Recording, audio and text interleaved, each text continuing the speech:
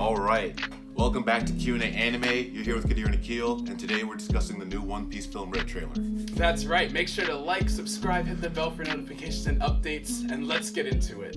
So, One Piece Film Red is interesting because it seems like it's going to follow the backstory of Shanks. That's right.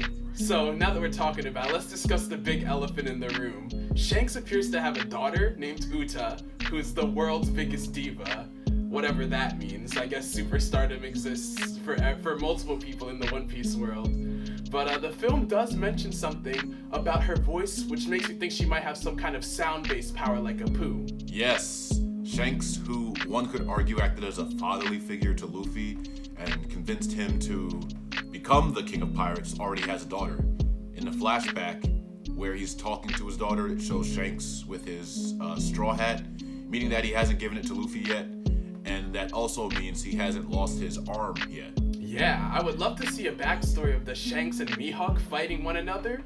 And we know that they used to be rivals in the days before Shanks became a Yonko, and that their sword fights would echo throughout the Grand Line. The amount of hype that we've heard about their battles just means that I'm hoping we can get something like that in this movie. Yes, the possibility of those fights are one thing I'm excited to see, but I'm also interested in seeing the relationship between Yuta and Shanks.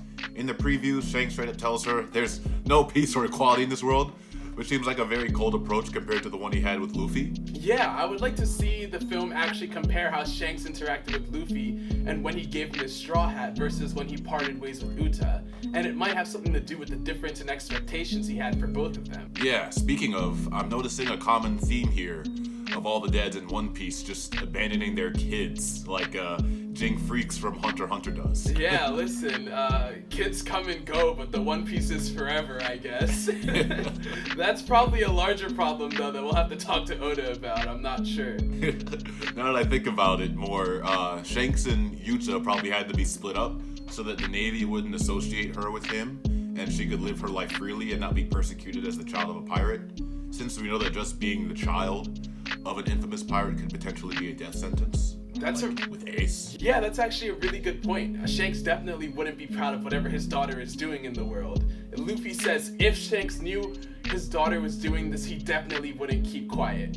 And we have no clue what that means just yet, but I bet Luffy's attempting to save her from doing something she'll regret, which makes me think she's probably being manipulated. That could line up with some of the character cameos we see in the trailer as well. We see AAnime and some weird guy that we haven't seen before at all, who, just judging by his looks, gives me big villain vibes.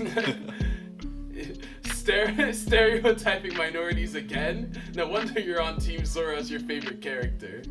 But yes, this guy does look like bad news, and even though we do get an Akainu cameo, I have a feeling he's not going to play that big a role in the movie. Maybe showing up for 5 minutes at most before shifting back to the Straw Hats, who as usual doing the Navy's job and save the world. Yeah, speaking of just the overall hype of the film in general, do you think this film is going to stand up to Mugen Train and Jujutsu Kaisen 0? I honestly have no idea, because we know that those films were highly anticipated because of the anime themselves being new, exciting, and fast-paced.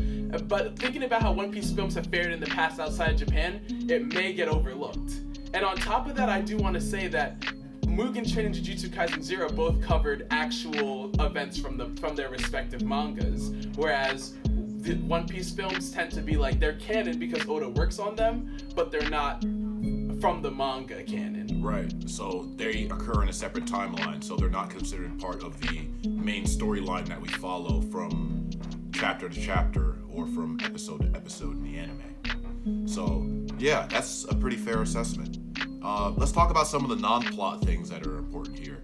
The animation studio, as far as I can tell, is going to be Toei Animation.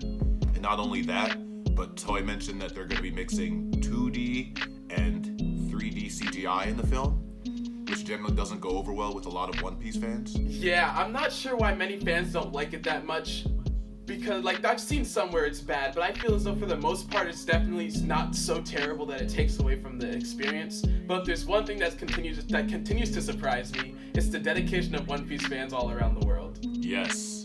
There's another thing I also wanted to mention. So the director of One Piece Film Red is Goro Taniguchi, and he previously directed the 1998 OVA One Piece Defeat the Pirate Gonzak, which was produced by Production IG, and it was the first animated adaptation of One Piece manga, released before the anime series broadcast, and had limited screenings in Japanese theaters. And Oda stated that Taniguchi was the first person to ever animate Luffy.